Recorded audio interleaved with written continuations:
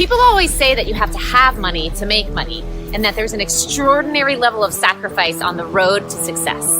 So how is it that investors like us, who didn't start out with much money and who don't rely on banks and credit, how is it that we can increase our income and build our wealth in a way that doesn't require us replacing one full-time job with another while still enjoying the things in life that matter most to us?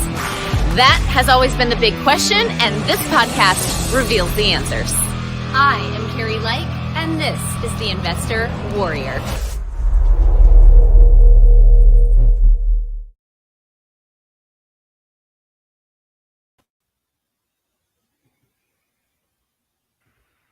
On we come.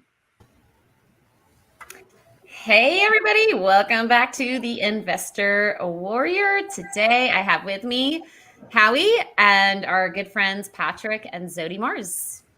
Hello. Hello. Hi guys. It is so exciting to have you guys on. Warriors, we have known Patrick and Zodi almost as long as Carrie and I have known each other. I think we met you like the first year we were together. We were doing the downtown life of Orlando, living it up. Yeah, that was when we were young. Living the downtown life. Living the downtown life. That was a completely different chapter in our life. And we met Pat and Zodi, and we found them to be the most dynamic power couple that you could absolutely find. I mean, these guys are pretty incredible.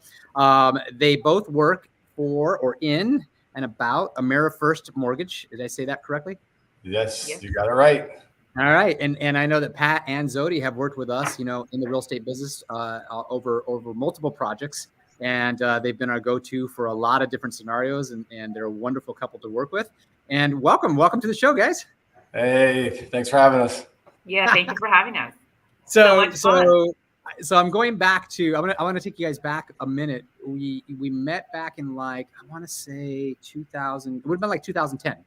Yeah. Like back in 2010. Coaching basketball. I was coaching. You guys were coaching basketball. The little guys. I was coaching little Brandon's team, your youngest son, right? And was it Brandon? Yeah. No. Yeah, it was Brandon. Oh my God, he was. Oh no, it was Ethan's team. No. No. Okay. Pat later on, like the next couple seasons, because then we became friends and we started doing stuff together. But later on, Pat coached Ethan and Adrian, our son, who's now graduating from high school, and Ethan's in college, right? So, I just remember though, Brandon played basketball, but he never played basketball because he never wanted to be out on the court. He was always on your lap, Zodi. Yeah, that's true. I had the little guys team, the little starter team, and I wasn't a parent. I wasn't a parent, but they needed someone to help, and I remember that's how we got to know each other. And Pat and Brandon's like the sweetest kid ever. Like he's just he's like a massive cutie. So that's how we got started. Take me through the last dozen years, business wise, kind of the last dozen years, what it's looked like. Because Pat, I want to say that at the time Zodi wasn't in the business, right? 2010. No. Yeah, Zodi, you had your own business back then. Zodi, you were doing the clothing, weren't you? Yes. I did mortgages prior to having my clothing line. But when the mortgage business crashed, back in 2008, 2009, we had the mortgage meltdown. Yep. I got out of the business and Patrick stayed. And then it's funny because talking to him, he's the one that gave me the idea of doing clothing. Because he knew I like to sew and design things. And he goes, not a lot of people can do what you do. So what can you do with that gift? Yeah, absolutely. And I don't remember exactly how the fitness, well, actually, now that I'm talking about, I remember I used to make leggings when I was in high school. And my sister will sell them in the gym that we went together. And my sister is 5 years younger than me, but she was the salesperson and I was the creator of the product. Wow. So I know. And then, so Zodi, also, you got to couple that with the fact that we were on a very, very, I don't know what the right word is, but we were moving very heavily into the fitness phase of our life as well. That's right. You guys were working out like all the time at the YMCA. I remember. Well, it was YMCA, and then competing. Zodi decided that she wanted to take it to the next level, and it kind of just worked hand in hand, right? So she was really good at this sewing, which very few people nowadays do well, and right. So we just kind of moved into something that was her new passion, and so that's how that worked for probably 2010-ish, 2008, probably through just a couple of years ago. Yeah, I officially closed that business at the end of 2019 because it was like, a decade went by, and 2020, and I was already working. I was already back doing mortgages, and I just couldn't do both. Yeah. Well, in fairness, Zodi, put it on me because I was advancing up in AmeriFirst, and I was going to have to hand off my book of business to somebody. So we saw it coming. The writing was on the wall, and I knew Zodi had done mortgages in the past. So I was constantly asking her to take this route. And I was a big driving force for her to go back into this and kind of move away from what she had a passion for. And now she has a passion for mortgages. So you're saying that you stole her from her passion? I did. and it's very selfish because I wanted to see her every minute of every day. Oh, God. That's what it really was. That was a good recovery. I think you worked on that answer. That just came to me. So that's awesome. So 2019 comes, the world gets very strange. You guys are now a couple, a married couple, a very established, successful married couple, and you're working together. Tell us how that works.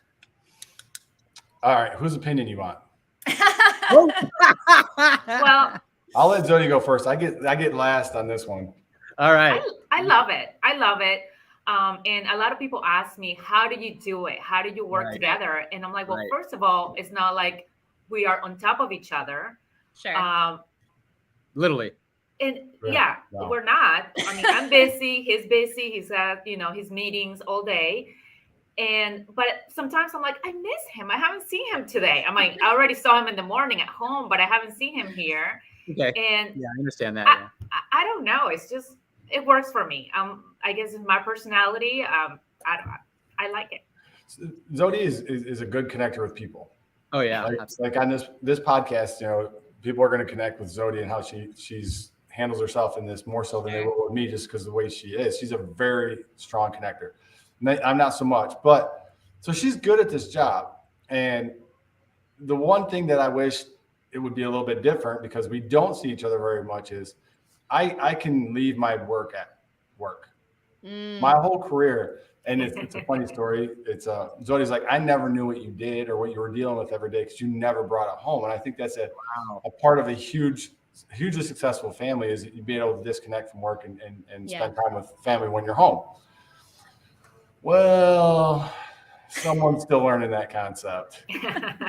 9 o'clock at night, I'm getting questions about mortgages. I'm like, we really don't want to.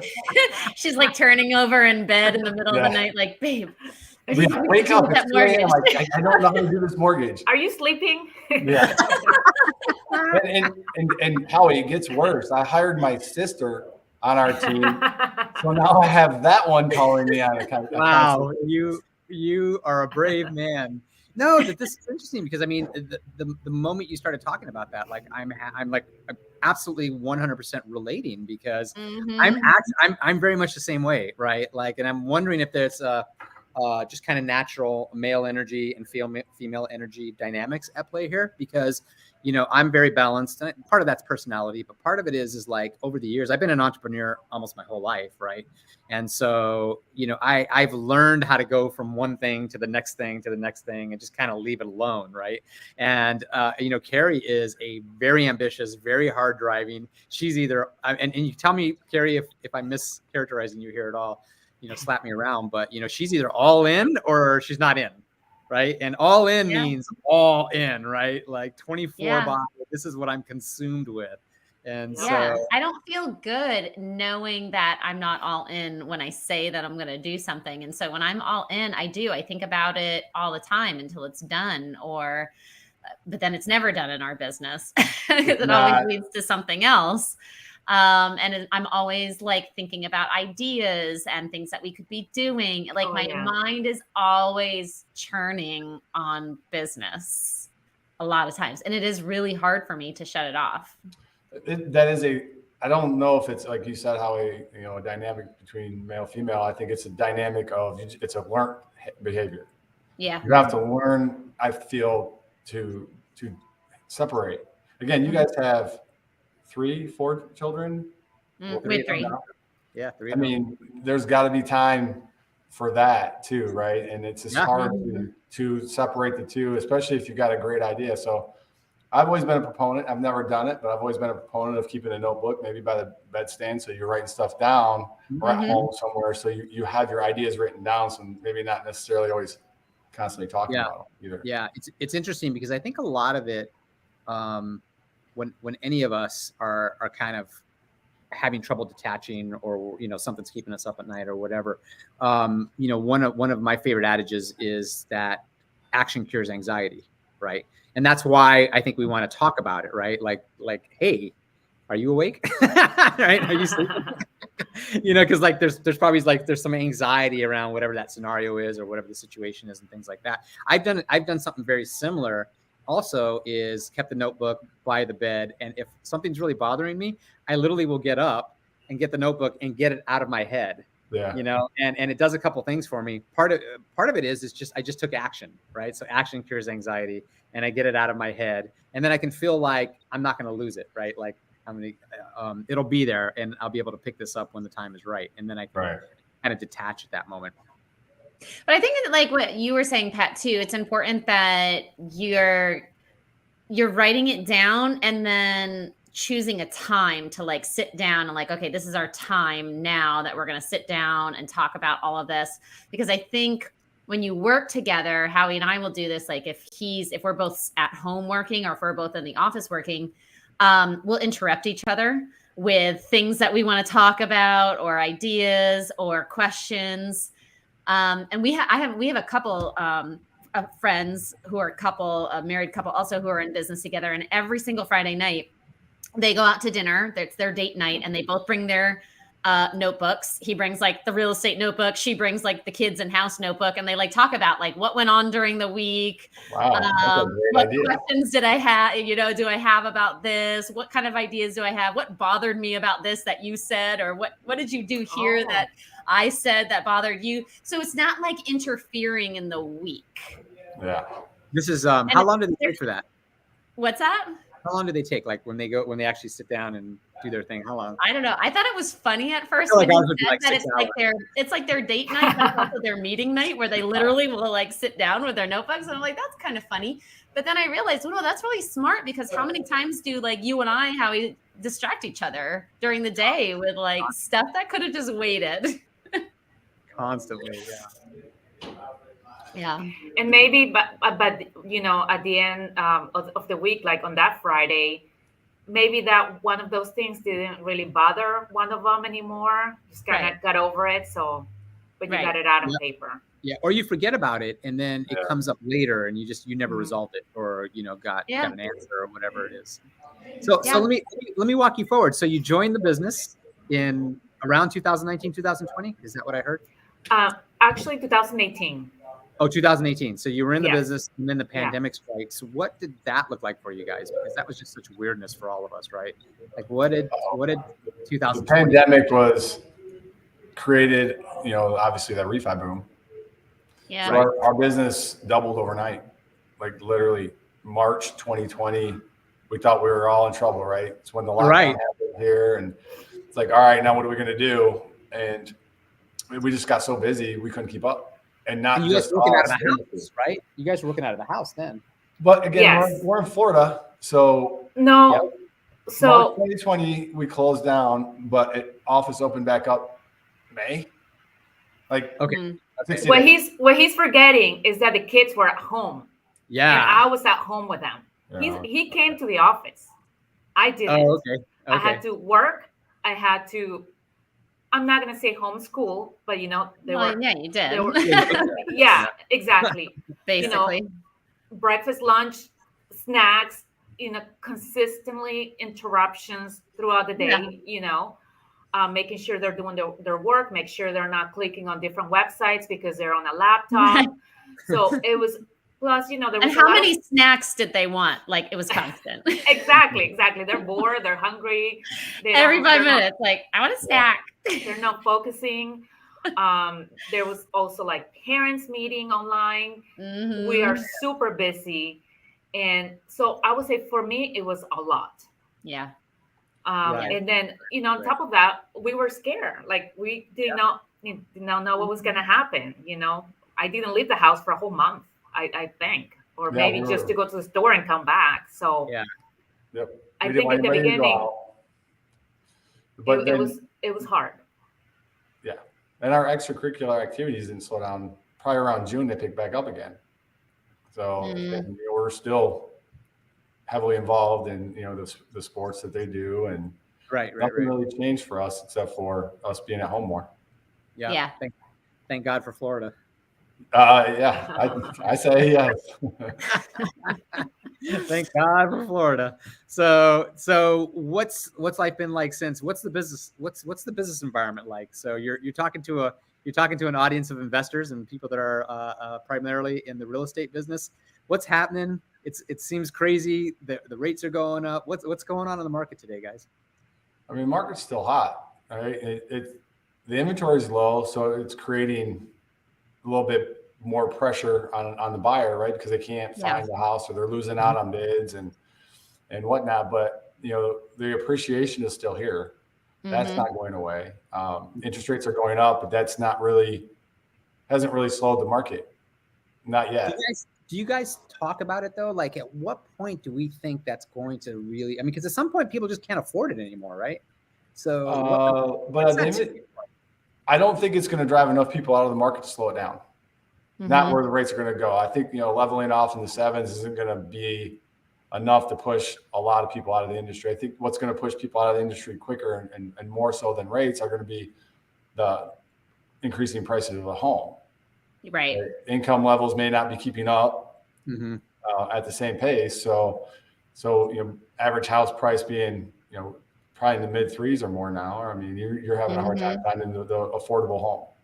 That's going to be more of a hurdle than the rate. Yeah. Mid 3s. What are you seeing with like changes in underwriting with the rates and the market right now? There really isn't. I mean, after we came out of the first crash in 2012 was when it started rebounding. You know, guidelines started loosening up a little bit. And I think they've kind of moved down that path until 2020, and then things got tougher again because COVID. Yeah. You know, people are out of work. How do you actually calculate income for somebody that was forced off of work due to COVID for a long period of time? So those guidelines have now loosened up even a little bit more. So I don't think you're seeing stricter guidelines in any way, shape, or form. I think you're seeing it's been pretty steady since 2012 with it real qualifying of buyers. You know, again, going back to 2004 to 8 when it was completely different. I feel like the FHA guidelines loosened up in that decade though a lot. Like at first, you know, you really had to have that bigger down payment, and then it got smaller and smaller and smaller. And I was seeing, you know, recently it just seems like we were having buyers coming in with 5% down, and I just kind of remember thinking, oh, here we go again. Right. Well, the FHA guideline is 3.5% pretty much always, depending on your credit score. Yeah, okay. It hasn't been. You haven't really seen the 0% down products like conventional 0 downs went away. Those aren't really back yet. The home equity loans. Although I've seen 5% conventional loans. Yep, that's the standard conventional loan is 5%. Yeah. You can even do 3%. I think I've seen 3 too. Yeah. So that changed. Man, I've been in it a long time. I remember when conventional was 10% down, and we went to 5, and it was a home run. But that was like late 90s, early 2000s. Well, what was conventional in 2012? It couldn't have been 5. It could have been 10. Actually, I think there was a 10% overlay for a short period of time, and then it went back down to 5 shortly thereafter. Mm-hmm. It's a long time ago for me to remember, but I do believe I recall that. Especially Are you doing much FH? Oh, sorry. I was going to say, especially when you're my age group. It's harder to remember. I remember last week, right? I was going to ask, are you doing much FHA loans right now? We're pre-approving tons of them, but the issue is the seller's in control of the market right now. So they're going to pick the best offer. And FHA has a stigma of not being the greatest offer because of appraisals, which I feel is, very incorrect. It's no different than a conventional appraisal anymore. But conventional is going to be second, cash is going to be first, and FHA will be third, and then VA will be fourth. So you're approving them, but not closing many of them. No. We're pre-approving them. We're sending the buyers out into the market and go make offers, and then they're having a harder time getting that offer approved over a different offer. But we're running about 12% government lending right now and 88% conventional, which is on a normal market we're 60-40. Right. So we're still getting a decent amount approved. Yeah. So but they're out there. All right. So that's good. So that's that's kind of eye-opening actually to think about it, because it's funny the way that we do real estate. We're not doing a ton of that kind of financing, and when we're selling, we're doing the same thing, right? The cash offers first, the conventional second, the FHA third, things like that. But we don't do a lot of that kind of financing on our side of it, and so it is very eye-opening to hear that. So where are you guys going with this? We got the World of Mars team, powerhouse couple. Where are you guys going? What's your mission? Zodi, you can kind of give your team opinion. The Mars team is now straight Zodi. I am stepping back. The deferral. Yeah, I know where I want to take this brand of AmeriFirst, but the Mars team, I'm going to let Zodi figure out and give you that answer for the Mars team. So, like he said, we hired his sister. And she has been a great addition because, we went from when I came on board, I was a team with Patrick. So it was the two of us. Then he handed, the business, and I was for a few months overwhelmed because it was just me. And so we brought in Shannon. She had been in real estate. So she was very familiar with the business. She got licensed, trained for about 6 months. And then I said, I need you to come as a loan officer. Because, I get along with her very well, and we have the same vision for the Mars team. And now, the vision is just to grow the business even, farther than what it was originally with Patrick. So I'm out there, trying to gain some market share. And I don't know. I like the business. Patrick is there to support me. He's my boss. So I think we can do a lot of things. It doesn't work that way, does it? No, definitely not. I would like to add one thing to that, Zodi. It's hard to make this a career that can be passed generationally. It's not a self-employed job. We are W-2 employees. We work for a company. But Ethan works here. He's interning here this summer. Is he really? He started Monday. So he's going to decide whether or not this is a career path for him. He's got that sales personality. Sophia has Ethan is, just so everyone knows, Ethan is your oldest son? Yeah, he's 20. Sophomore. 20. Wow. Sophomore at college. Okay. Just finished his sophomore year. So he's going to make a decision whether or not this is something he wants to do. My oldest daughter interned here. She's graduating in marketing, and that may be a play down the road for us too. But at the end of the day, the Mars team, I want to be a generational handoff. That's our goal. Like Sophia, Ethan, or both, or whatever. But build something that can be. My sister's daughter is now contemplating this. Same age as Sophia, and we're building something that can be handed down maybe to two different sides of the family. So for us, for me, I think that's the end goal here. Well, and that's exciting. I mean, you mentioned a couple things that really stood out to me. One of them is that, the whole W-2 thing. You may be W-2 employees, but I know how the business works. You only eat what you kill. Right. Yep. Okay. 100% commission. Yeah. So whether you're a W-2 or a 1099, that's like tax stuff, right? That's not the reality of the whole thing. I mean, you are 100% an entrepreneur, and I just want to make sure I honor you for that, right? Because it's not an easy world, right? Many people in this nation, would love to do it, have done it, have tried it, have gone back, right? If it was easy, everybody would do it and everybody would flourish, and it's not, right? You guys are building your own brand, right? Because it's interesting when I look at you. I mean, I had to remind myself which company you were with right now, because it isn't AmeriFirst that I look at; it's your team that I look at, right? Mm-hmm. And so, you know what I say, Howie? I say always, it's not the name on the front of the jersey; it's the name on the back of the jersey that you're going to remember. That's right. No, so it doesn't matter what company I'm at; it's the name you're going to remember. Exactly. That's a fantastic analogy. The other thing you said was it's hard to build a business. It's hard in this business, and tell me if I heard you correctly. It's hard in this business to build that generational model. Can you talk a little bit about why that is?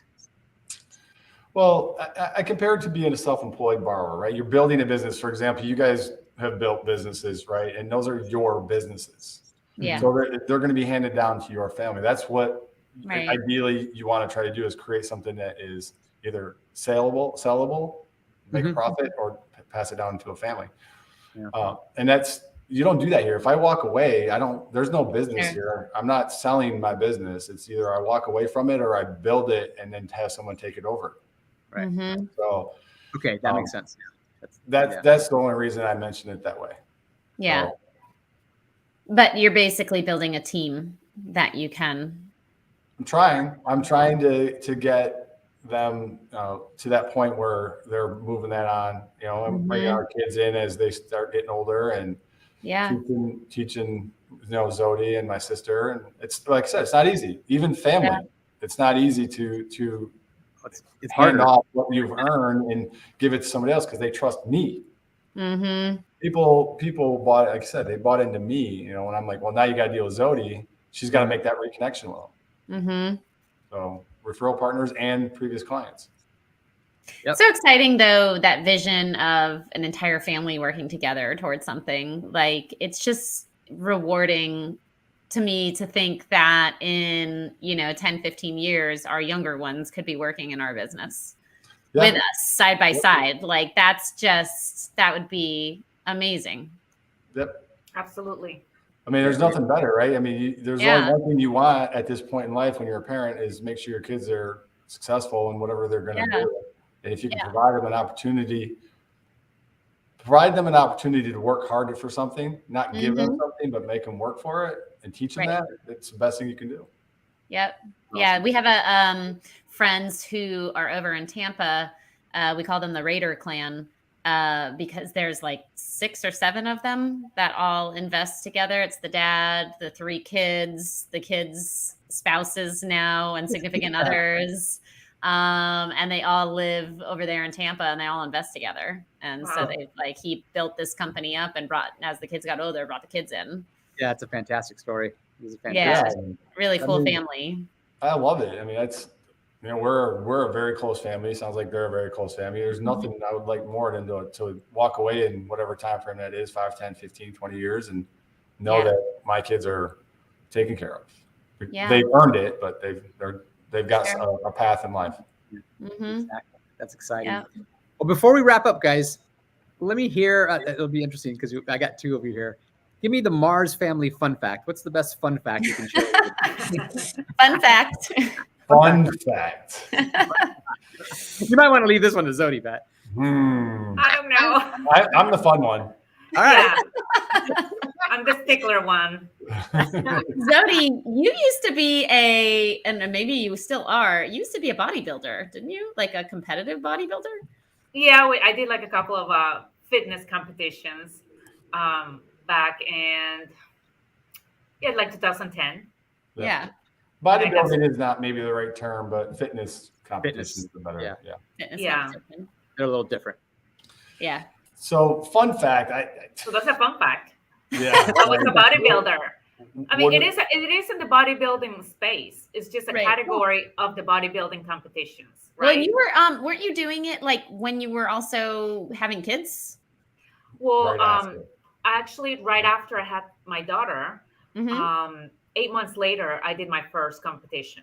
8 months. So 8 months. So that was the driver to get in shape. You know, like I had a baby. I felt like I was out of shape. And so that was the goal, to participate in a fitness competition.